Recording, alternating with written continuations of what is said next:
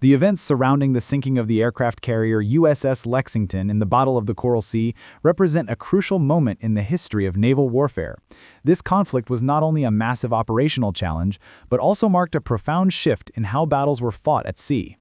The Lexington, designated CV-2 and affectionately known as Lady Lex, had a storied, though tragically abbreviated, career, beginning with its commissioning in 1928. Understanding the events of May 1942 requires looking closely at the strategic circumstances that brought this massive warship, and the men who served aboard her, into the violent crucible of the Coral Sea. The legacy of the Lexington extends far beyond the loss of the vessel itself, encompassing the immense human courage displayed during the conflict and the lasting historical impact of the battle. This history is preserved not just in military records, but in the deeply personal recollections of the sailors and Marines who survived the ordeal. Their stories provide a vital, intimate perspective on the sheer scale of challenges faced by the United States Navy in the early stages of the Pacific conflict. The sinking of the Lexington became intertwined with the broader narrative of resistance against the Imperial Japanese Navy following the devastating surprise attack on Pearl Harbor. The USS Lexington was instrumental in the efforts to contain Japanese expansion during those desperate early months of the war.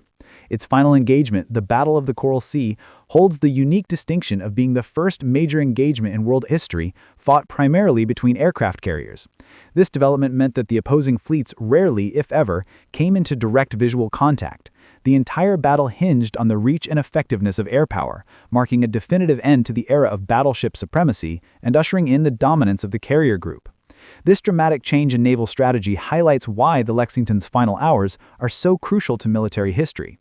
The outcome of the battle, despite the Allied losses, managed to successfully block a vital strategic objective of the Japanese forces, protecting key Allied territories in the South Pacific. The vessel's history, its final battle, and the stories of those who served on board combined to form a compelling narrative of sacrifice, resilience, and the relentless march of technological change in warfare. The context of global conflict and naval doctrine. The foundational knowledge necessary to understand the Lexington's final fate begins with its origins and the geopolitical climate of the time. The Lexington was the fourth U.S. Navy vessel to carry that name, honoring the famous 1775 Battle of Lexington from the American Revolutionary War. Commissioned in 1928, the ship represented a significant early step in the development of American naval air power. The aircraft carrier, with its revolutionary capacity to project power far beyond the horizon, rapidly became the centerpiece of naval strategy. The dramatic start of the American involvement in World War II began on December 7, 1941, with the devastating surprise attack by the fighters, dive bombers, and torpedo bombers of the Imperial Japanese Navy on Pearl Harbor and other U.S. military installations across Oahu. On that critical day, the U.S. Pacific Fleet possessed 3 operational aircraft carriers. Crucially, the Lexington was not among the ships targeted in the harbor attack. The Lexington and the USS Enterprise were both at sea, engaged in missions to ferry essential aircraft to strategic positions. Lexington was delivering planes to Midway Island, and Enterprise was heading toward Wake Island. The third carrier, the USS Saratoga, was situated far away, preparing to depart from San Diego, California following necessary overhaul work conducted at the Puget Sound Naval Yard in Bremerton, Washington State. Shortly after the initial attack, the Lexington returned to the main naval base. The ship arrived back in Pearl Harbor on December 13, 1941. Following this brief respite, the carrier swiftly returned to active duty at sea, beginning vital patrols across the vast expanse of the Pacific Ocean. It became a central component of various U.S. naval operations, serving as part of Task Force TF-11. These early patrols were critical for establishing a forward American presence and responding to the initial phase of Japanese expansion. As the spring of 1942 progressed, American intelligence began to piece together crucial information regarding the enemy's plans. In April 1942, Allied codebreakers working diligently at Pearl Harbor achieved a major breakthrough by deciphering the Japanese Naval Operation Code, known as JN-25. This intelligence coup revealed the Japanese command was preparing for a major offensive operation designated as Operation Mo. The primary target of this operation was Port Moresby, which served as the capital of the Australian territory of New Guinea. The strategic importance of Port Moresby was immense. If the Japanese succeeded in gaining control of New Guinea, the result would have been the virtual isolation of both Australia and New Zealand. These key allied nations in the South Pacific would have been cut off from their essential allies and supply lines, potentially shifting the balance of power decisively in the region. In response to this impending threat, Admiral Chester W. Nimitz, who held the crucial command position of Commander-in-Chief of Pacific Fleet, immediately ordered a counter-operation. Nimitz directed Task Force 17 to move into the Coral Sea, specifically tasked with confronting and neutralizing the Japanese operations. Task Force 17 was built around two formidable aircraft carriers, the USS Lexington and the USS Yorktown. The Yorktown itself would later be lost during the subsequent Battle of Midway in June 1942. Although a later ship, the USS Yorktown Carrier 10, was commissioned in 1943 to continue its name. The stage was set for the pivotal Battle of the Coral Sea, which unfolded between May 4th and May 8th, 1942. It became the world's first ever naval battle fought primarily between aircraft carriers, fundamentally altering the calculus of maritime warfare. The Japanese offensive began on May 3, 1942, with landings on the island of Tulagi. Tulagi was situated within what was then known as the British Solomon Islands Protectorate, and this move represented the first actual physical step of Operation Mo. Vice Admiral Frank Jack Fletcher, commanding the American forces, received an intelligence report detailing the landing almost immediately. On May 4th, Fletcher ordered aircraft launching from the USS Yorktown to initiate attacks against the Japanese landing group. The initial attack caught the Japanese entirely by surprise, as their own intelligence gathering had failed to detect the presence of American ships operating in the vicinity. Admiral Shigeyoshi Inoue of the IJN 4th Fleet, along with Vice Admiral Takeo Tagagi of the Carrier Striking Force, quickly recognized the threat and began a focused search aimed at locating the American carrier forces. The operational environment, however, was plagued by poor visibility, hindering both sides. For a time, neither the American nor the Japanese forces succeeded in immediately locating the opposing enemy carrier group. This period of searching and skirmishing climaxed on May 7th, when Japanese forces managed to locate and sink the American destroyer USS Sims. In the same engagement, the fleet oiler USS Neosho suffered severe damage. Despite these losses, the American counterstrikes proved effective. Also on May 7th, coordinated aircraft operations launched from the Lexington and the Yorktown successfully located and sank the Japanese light aircraft carrier Shoho.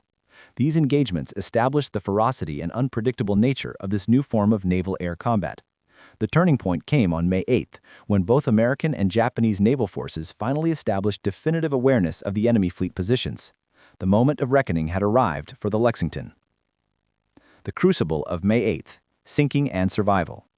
The final day of the battle, May 8, 1942, began early for the crew of the USS Lexington. Captain Frederick C. Ted Sherman, the commanding officer of the carrier, issued the order for general quarters at 0552 hours military time that morning. Recognizing the inevitability of engagement, carriers on both sides initiated the complex and time-consuming process of launching their aircraft shortly after 900 hours. The initial engagement saw the Lexington sustain heavy damage. At 11:20 hours, the ship was struck by two torpedoes impacting the port side of the vessel.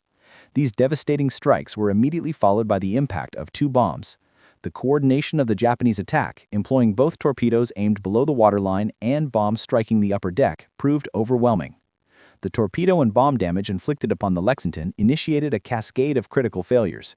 The massive hydraulic ship elevator became jammed, severely complicating damage control and aircraft movement. Flooding began in multiple boiler rooms, threatening the ship's motive power. Perhaps most catastrophically, gasoline fuel storage tanks located on the port side of the carrier were ruptured. This rupture led to uncontrollable fires and subsequent explosions that swiftly engulfed parts of the ship. The crew fought valiantly for hours, attempting to contain the spreading conflagration.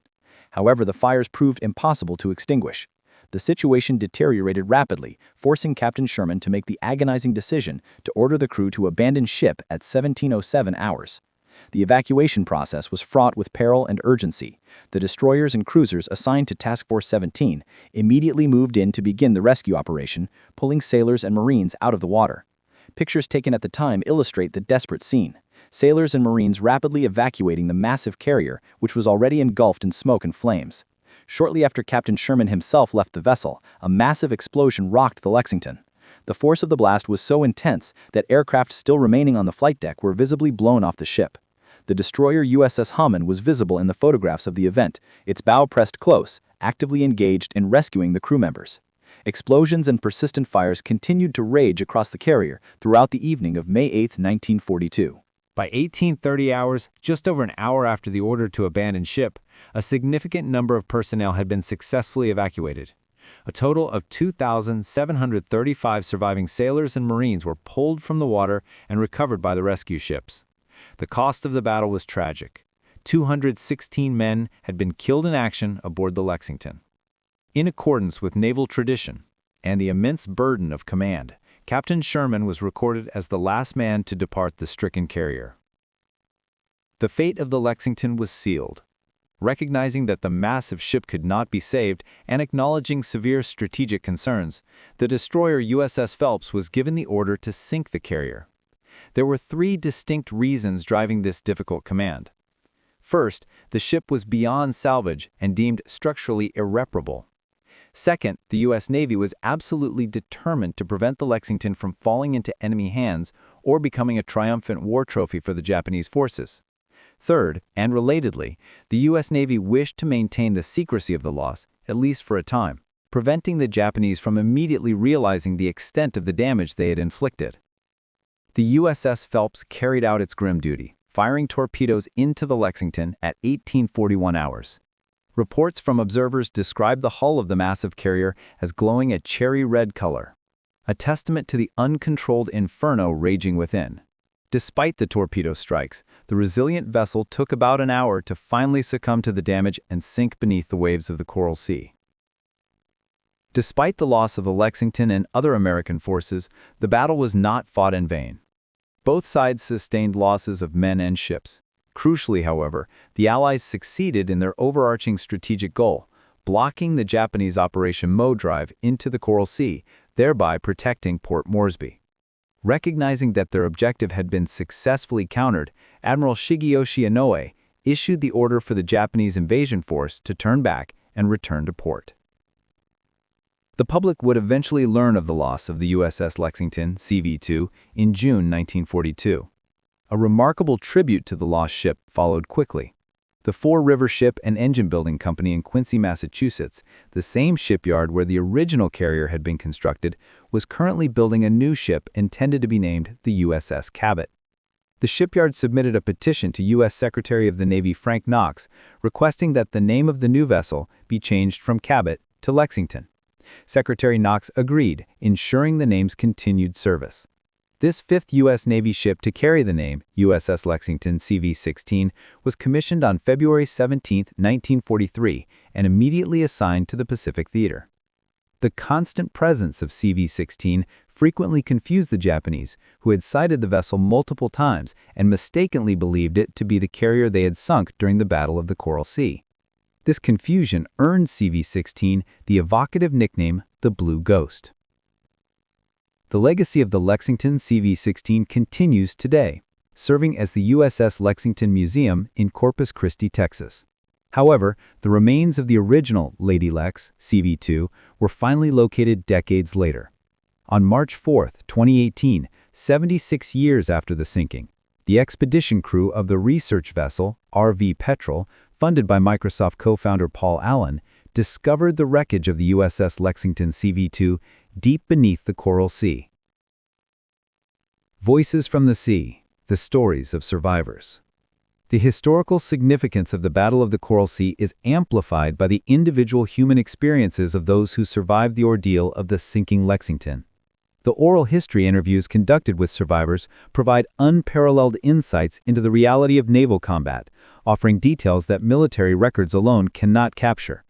Among the recorded stories are those of James A. Phinney III and Julius Harry Frey, both of whom later resided in San Antonio, Texas, though they did not know each other while serving aboard the carrier. James A. Phinney III was born in Childress, Texas on November 12, 1923, and spent his formative years in Hugo, Oklahoma. Upon graduating from high school in May 1941, he made the commitment to join the U.S. Navy. Phinney vividly recalled hearing the news of the Japanese surprise attack on Pearl Harbor on December 7, 1941, while he was on his way to church.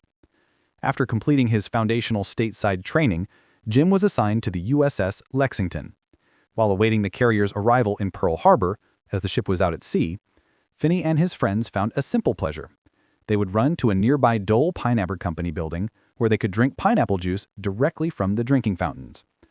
Jim finally boarded the Lexington in April 1942, just weeks before its final battle. He was assigned to the electrical department, holding the rank of electrician seaman first class. His duties placed him directly on the flight deck on the morning of May 8, 1942, where he was checking the carrier's electrical systems in the aircraft. Phinney recounted the moments leading up to the crippling attack.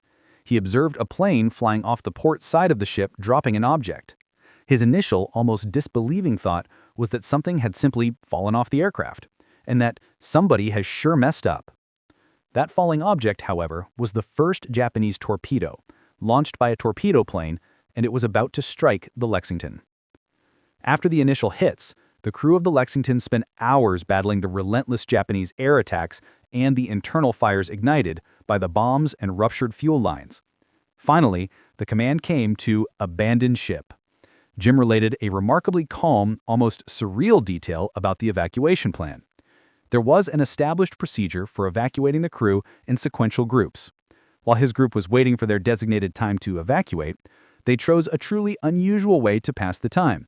They visited the ship's service store soda fountain, which was colloquially known as the Gedunk, and ate ice cream. This detail highlights the value of ice cream to sailors and Marines during World War II, where it was considered a major treat. The distance from the flight deck down to the water surface was approximately 65 feet. Before starting their descent via the rope lines, Jim and his shipmates took the emergency life rafts from the remaining aircraft, inflated them, and tossed them overboard. The carrier eventually lost 36 aircraft in the sinking. Once in the water, the men swam toward the rafts. The first attempt to rescue Jim's group from their raft by a cruiser was unsuccessful. They were eventually picked up by the destroyer USS Hammond. Phinney recalled that the crew of the destroyer had to scrub them down extensively because the survivors were saturated with a corrosive mixture of salt water and fuel oil from the burning carrier. The USS Hammond, Jim's rescue ship, would tragically be sunk later during the Battle of Midway. The journey home was long and complex. On the way to Tonga, an archipelago then under British protectorate status in the South Pacific, the rescued crew members aboard the Hammond were transferred to the cruiser USS Portland. From Tonga, a troop ship eventually transported them all the way to San Diego, California. Jim's naval career continued. His next assignment was aboard the aircraft carrier U.S. Enterprise. Following his service on the Enterprise, he held several shore assignments. Then, first-class petty officer electrician's mate James Phinney was in Houston, Texas, when he received the news that World War II had finally ended. Phinney made excellent use of the opportunities provided after the war. After his initial discharge from the U.S. Navy, he utilized the Servicemen's Readjustment Act of 1944, famously known as the GI Bill, to pursue further education. Following his educational pursuits, he rejoined the U.S. Navy, ultimately retiring as a warrant officer, having achieved over 20 years of dedicated service. Jim Phinney passed away on September 9, 2015. Julius Harry Frey also provided an oral history of his experience aboard the Lexington. Harry was born in Laredo, Texas on March 6, 1923, but his family relocated to San Antonio, Texas when he was just 6 weeks old. He joined the U.S. Navy in 1940 at the age of 17, before graduating from high school. He would later earn his high school diploma in 1946 after serving in World War II and subsequently continued his education. Harry was trained in the military as an aviation metalsmith. His very first assignment was aboard the USS Lexington. He was assigned to the pilot ready room, where his responsibilities included maintaining statistics on the aircraft. Frey recalled that the Lexington was 2 days out from Pearl Harbor, engaged in the mission of delivering aircraft to Midway Island, when the ship's captain announced the grim news of the Pearl Harbor attack on December 7, 1941. When the ship returned to Pearl Harbor on December 13th, Harry was struck by the devastation he witnessed. He remarked in his interview that the oil coating the water was about 2 inches thick, making it extremely difficult for smaller boats to navigate through the harbor. On May 8, 1942, Harry was positioned on the landing at the emergency battery locker located within the ship's superstructure when the first torpedo violently struck the Lexington. The flight deck was chaos at that moment. Aircraft were desperately attempting to land. Others were struggling to take off. Some successfully landed but had to be immediately shoved over the side into the sea to clear the deck. And other planes were diverted, ordered to land on the sister carrier, the USS Yorktown. When Captain Sherman gave the order to abandon ship, Harry reported to his designated muster station. This station was located on the port side of the vessel, near the aft, stern elevator. This location, coincidentally, was positioned directly above the Gedunk, the ship's soda fountain. While his group waited patiently for their turn to evacuate, Harry's thoughts, like Jim Phinney's, turned to the ice cream. Harry's account of the ice cream raid is legendary. He described rolling off the flight deck onto the level immediately below. He noticed a large lock securing the hatch leading into the Gedunk. However, there was a fire axe close by. Harry took the axe and needed only a single blow to shatter the lock. He entered the store, removed his helmet, and went behind the counter. In a moment of defiant joy amidst the danger, he loaded his helmet completely full of pineapple ice cream. He then exited and managed to toss the helmet full of frozen delight up to his buddy, who was still waiting on the flight deck. His friend and several others immediately rolled off the deck, followed Harry's path into the Gedunk, and retrieved more ice cream for themselves. When they returned to the deck, Harry recalled, "So, when they came around to muster, everybody was up there eating ice cream." A poignant display of composure and shared relief in the face of imminent disaster. Harry eventually evacuated the Lexington by descending the rope lines. Although he was wearing a life jacket, he decided to take it off because it significantly hampered his ability to swim. After approximately 30 minutes in the water, he was rescued by the destroyer USS Morris. His recollection of being hauled onto the deck of the Morris is another powerful personal moment. He was so exhausted that he lay there for an estimated 15 or 20 minutes. He eventually looked up and saw a man standing over him, wearing oxblood shiny shoes and trousers with a perfectly sharp crease. The man recognized him, exclaiming, "I know this guy. He is from our neighborhood back in San Antonio." This remarkable coincidence revealed that the Marine who recognized him was serving on the USS Morris, linking the vastness of the Pacific Ocean battle with the familiarity of home. Harry and the other survivors rescued by the Morris were subsequently transferred to the cruiser USS Chester. They were transported first to Tonga and then continued their journey back to San Diego. Following a visit with his family in San Antonio, Harry received his next assignment, the escort carrier USS Card. The Card was deployed to the Atlantic Ocean, where its primary mission was providing vital protection for Allied convoys and conducting relentless searches for German submarines. Harry saw action with the Card in the pivotal North African campaign, which spanned from June 10, 1940 to May 13, 1943. His naval service continued with a subsequent assignment to the aircraft carrier USS Bennington. Because he served on the shakedown cruise of both the Card and the Bennington, Harry earned the distinction that the U.S. Navy refers to as a plank owner card for both ships. Like Phinney, Frey utilized the Servicemen's Readjustment Act after the war. Harry employed the GI Bill to secure a degree from Trinity University, located in San Antonio. He later achieved a master's degree from Southwestern Oklahoma State University in Weatherford, Oklahoma. He also earned some academic credits from Sul Ross State College in Alpine, Texas. Showing his versatility and connection to his roots, Harry mentioned that at that time he was heavily involved in roping and was able to take his horse with him while studying there. Julius Harry Frey passed away on August 22, 2016. In a deeply meaningful ceremony on July 15, 2017, the ashes of both Harry and his wife were buried at sea. The ceremony was conducted from the nuclear aircraft carrier USS Ronald Reagan, which honored the veteran with a full 21-gun salute. The coordinates chosen for the burial were the precise location in the Coral Sea where the USS Lexington, CV-2, had sunk during World War II, bringing his journey full circle. The remarkable coincidence of Jim Phinney and Harry Frey, two survivors of the same disaster, living in the same city of San Antonio without knowing each other, was discovered later by the oral history team. Upon realizing this, the interviewer asked and received permission to exchange their contact information. Jim and Harry subsequently met for lunch, enjoying hamburgers in San Antonio, where they spent time discussing their shared and unforgettable experiences aboard the Lexington. Other stories of resilience further underscore the incredible bravery exhibited during the sinking. The sources recount the story of the Patton brothers from Iowa. 7 Patton brothers had been assigned to the battleship USS Nevada. On December 7, 1941, the Nevada was berthed adjacent to the USS Arizona in Pearl Harbor. Due to scheduling, the Arizona was berthed in the location usually occupied by the Nevada. The Nevada suffered severe damage during the surprise Japanese attack. Remarkably, all 7 Patton brothers survived the devastating attack on Pearl Harbor. Following that trauma, they were subsequently assigned to the USS Lexington.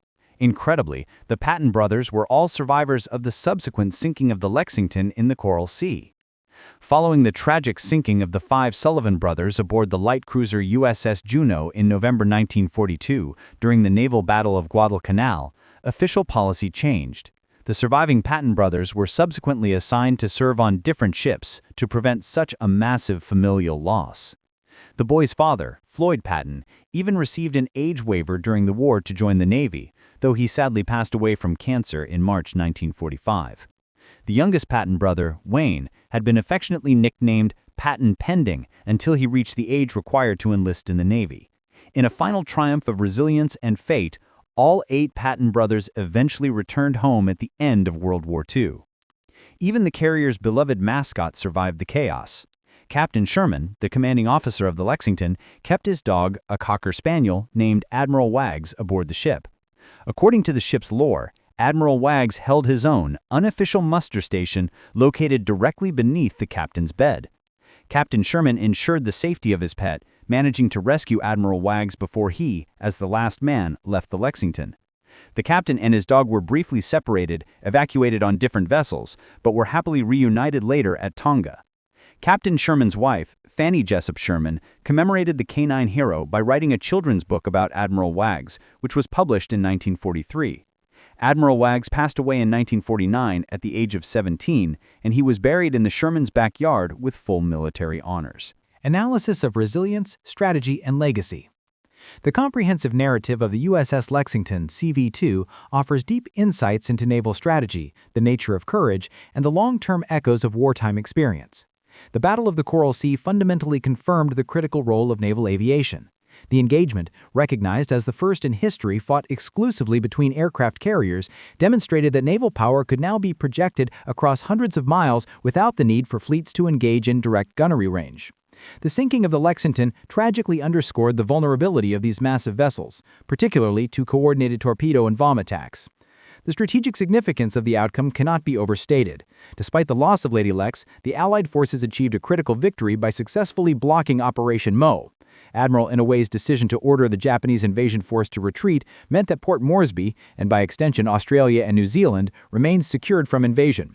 This crucial outcome, achieved at immense cost, provided essential breathing room for the Allies in the South Pacific and set the stage for later victories. The personal accounts of survivors like James Phinney and Harry Frey illustrate the complex psychological landscape of survival under fire. The anecdotes about the ice cream raid, for instance, are more than simple curiosities. They demonstrate the human instinct to grasp moments of normalcy or even pleasure in the face of absolute horror. For Jim Phinney's group, the Gedunk break was part of the structured waiting period for evacuation, perhaps a mechanism for maintaining order before the terrifying descent. For Harry Frey, the raid was an act of immediate, necessary defiance and shared camaraderie, using a fire axe to access a simple, shared luxury before plunging into the oil-slicked sea. These small acts of humanity revealed the resilience of the men serving aboard the carrier. The narrative of the Patton brothers adds another layer to the discussion of trauma and resilience. Surviving the Pearl Harbor attack on the USS Nevada and then immediately transferring to the Lexington, only to survive its sinking days later, speaks to an exceptional, almost unbelievable level of sustained exposure to mortal danger. Their eventual separation across different ships following the loss of the Sullivan brothers underlines the profound impact of familial loss on military policy during the conflict. The immediate aftermath and the legacy created by the naming of the subsequent carrier, USS Lexington CV-16, offer a discussion point on the role of morale in psychological warfare.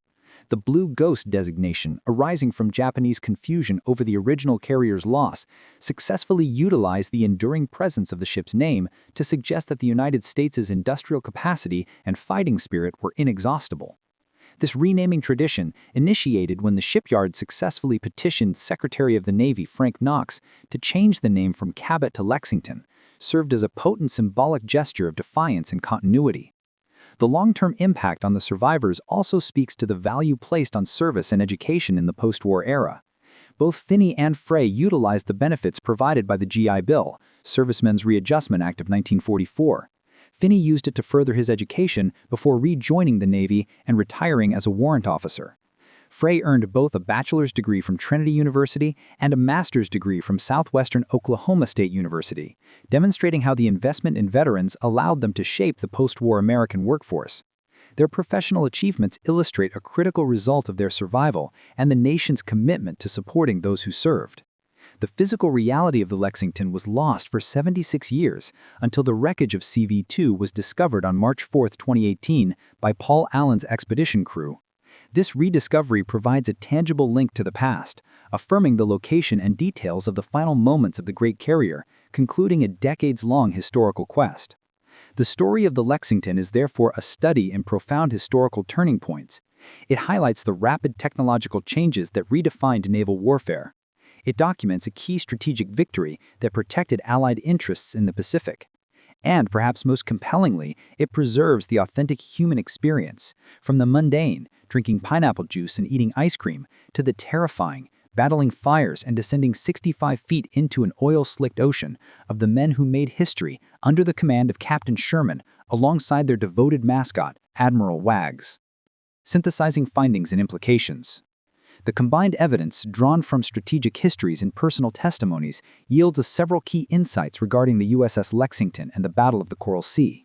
The battle was epochal, establishing the aircraft carrier as the undisputed capital ship of modern naval fleets.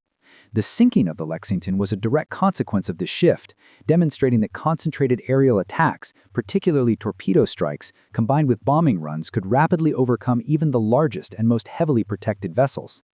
One critical finding is the extraordinary level of discipline maintained by the crew during the evacuation, even amidst uncontrolled fires, explosions, and flooding. The structured evacuation plan, though interrupted by the chaos, allowed for thousands of men to be successfully rescued. The fact that sailors like Jim Phinney and Harry Frey could engage in pre-planned group waiting and even take time for small comforts like ice cream before facing the 65-foot drop speaks to an ingrained level of military composure and adherence to procedure. The immediate military implication was the successful frustration of Operation MO. This strategic victory was vital, preventing the isolation of Australia and New Zealand, thereby maintaining the integrity of the crucial South Pacific supply lines. The damage inflicted on the Japanese carrier fleet, even without sinking additional large carriers, contributed to the logistical and tactical challenges they would face weeks later at the Battle of Midway. The long-term implications are equally significant, focusing on remembrance and recovery. The continuation of the Lexington name through CV-16, the Blue Ghost, provided a powerful symbol of naval resilience that confused the enemy and buoyed public morale. Furthermore, the post-war lives of the survivors, supported by the GI Bill, underscore the link between military service and social advancement. The ability of men like Jim Phinney and Harry Frey to retire as career officers or attain multiple advanced degrees directly reflects the success of veteran support systems in integrating military personnel back into civilian society. The Oral History Project, which facilitated the later meeting between Phinney and Frey, demonstrates the vital importance of preserving these individual memories.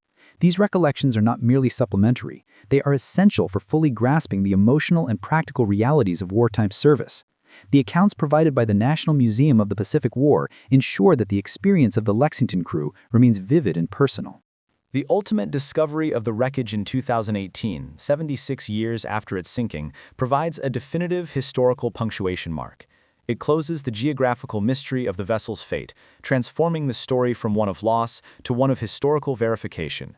The enduring interest in the story, evidenced by detailed publications such as Phil Keith's book Stay the Rising Sun and the use of the later Lexington, CV-16, for filming historical miniseries like War and Remembrance, confirms the profound cultural and historical imprint left by the USS Lexington, CV-2, and the Battle of the Coral Sea.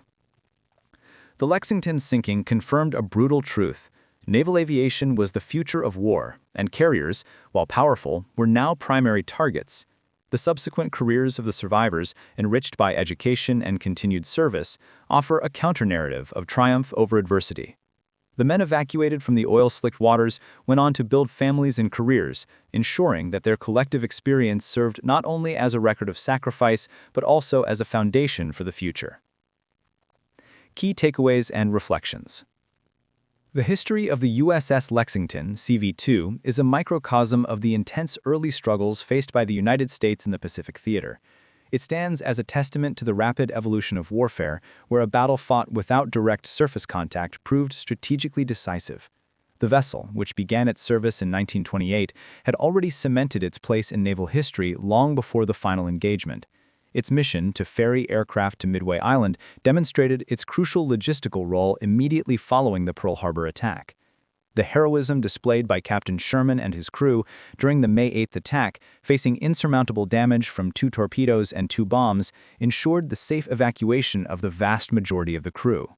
The fact that 2,735 surviving sailors and Marines were evacuated, while tragic losses amounted to 216 men, speaks volumes about the effective training and leadership under extreme duress. Captain Sherman's decision to remain until the end and his personal success in rescuing Admiral Wags encapsulates the sense of responsibility and loyalty inherent in naval command. The decision to sink the carrier via torpedoes from the USS Phelps was a necessary strategic act, preventing the valuable vessel from becoming an enemy trophy and maintaining essential secrecy regarding the extent of the damage inflicted by the Japanese forces. This operational imperative superseded any sentimentality regarding the great ship. Ultimately, the most resonant aspect of this history resides in the enduring stories of the men. The experiences of James Phinney, the electrician who spotted the first torpedo, and Harry Frey, the metalsmith who raided the Gedunk for ice cream, provide a deeply human lens through which to view monumental military events. Their stories, along with the extraordinary survival record of the Patton brothers across 2 major attacks, reinforce the theme of indomitable human spirit in the face of overwhelming odds. The lasting tribute to the Lexington name, carried forward by CV-16, the Blue Ghost, ensured that the carrier's legacy of fighting spirit persisted throughout the war, even fooling the Japanese high command. The ultimate resting place of Harry Frey, whose ashes were committed to the sea precisely where the Lexington sank, provides a final poignant reflection on the deep and lasting connection these men held to their ship and to the pivotal battle that defined their generation. The discovery of the wreck decades later serves as a physical monument to their sacrifice and the critical turning point achieved in the Coral Sea. This history is a vital part of the enduring record of courage and strategy in the Pacific conflict. The detailed narrative of the Lexington remains compelling, demanding careful consideration of its broader context within the early Pacific War strategy. The decryption of the JN-25 code in April 1942 was a cornerstone of Allied defense. Without the precise intelligence detailing Operation Mo and the target of Port Moresby, Admiral Nimitz might not have been able to position Task Force 17, including the Lexington and the Yorktown, in the Coral Sea in time to intercede. This act of code-breaking illustrates the shift towards information warfare as an essential precursor to kinetic engagement. The ability to anticipate the Japanese plan, to gain control of New Guinea and isolate Australia and New Zealand, was paramount to crafting an effective defense. The very identity of the Lexington, as an aircraft carrier, the pinnacle of contemporary naval technology, made it the necessary tool for this defense. The clash with the IJN, beginning with the Japanese landing at Tulagi and Vice Admiral Fletcher's immediate counterstrike using Yorktown aircraft, marked the opening salvos of this new era of carrier warfare. The initial surprise, achieved by the Americans based on faulty Japanese intelligence regarding U.S. fleet positioning, offered a momentary tactical advantage. However, the nature of carrier warfare meant that the conflict was characterized by high stakes and high speed. The losses on May 7th, including the sinking of the USS Sims and the severe damage inflicted upon the USS Neosho, demonstrated the effectiveness of the searching Japanese forces. Yet, the swift American response that resulted in the sinking of the Japanese light carrier Shoho confirmed that the American fleet was capable of inflicting symmetrical losses. The events of May 8, 1942 remain the focal point of the Lexington story. The timeline is incredibly compressed and devastating. From Captain Sherman calling general quarters before 600 hours to the actual torpedo and bomb impacts occurring at 11:20 hours, the ship was prepared for and engaged in continuous combat for hours. The detailed account of the damage, the jamming of the hydraulic elevator, the flooding of the boiler rooms, and the fatal ruptures of the gasoline tanks shows precisely why the ship was ultimately deemed unsalvageable. These ruptures, particularly of the aviation fuel tanks, transformed the vessel into a self-consuming inferno, making the order to abandon ship at 1707 hours inevitable. The process of evacuation, so vividly described by Phinney and Frey, demonstrates the inherent dangers of abandoning a warship. Descending 65 feet down rope lines into the sea, which was soon choked with oil and debris, was perilous. The use of emergency life rafts, taken from the very aircraft that the ship was built to carry, highlights the desperate improvisation required in those moments. The subsequent transfers of survivors, from the Hammond to the Portland, or from the Morris to the Chester, and the long journey through Tonga to San Diego, underscore the logistical complexity of rescuing thousands of men hundreds of miles from the nearest friendly port. The emphasis on education and professional attainment following the war serves as an important lesson in the power of social legislation. The GI Bill allowed Phinney to retire with over 2 decades of total service as a warrant officer, a testament to continued dedication. For Frey, the education path led to both a bachelor's and a master's degree, fundamentally altering his civilian life trajectory. Their individual success stories, emerging from the shared trauma of the Lexington's sinking, symbolize the regenerative capability of the nation in the aftermath of global conflict. The unique narratives, such as the survival of Admiral Wags, the ship's Cocker Spaniel, and his subsequent reunion with Captain Sherman in Tonga, provide a humanizing element to the grand scale of the military operation. These stories remind us that the warships were, for the duration of their service, homes to the men who fought in them. Admiral Wagg's burial with full military honors in 1949 reflects the respect accorded to all members of the crew, large or small. Furthermore, the persistent historical engagement with the Lexington is notable. The enduring nickname the Blue Ghost for CV-16 speaks to the power of a name and a legend in wartime. The fact that the story was later fictionalized and recreated in miniseries like War and Remembrance, utilizing the later Lexington as a stand-in for both American and Japanese carriers, shows how the event became cemented in cultural memory. The final act of discovery in 2018 by the RV Petrel provided closure for historians and veterans alike. Finding the USS Lexington 76 years later connects the living memory of the survivors, many of whom have now passed, with the physical reality of the battleground. The site in the Coral Sea, which also serves as the final resting place for Harry Frey, is now doubly significant, a cemetery of a great ship and a memorial to the brave men who served aboard her.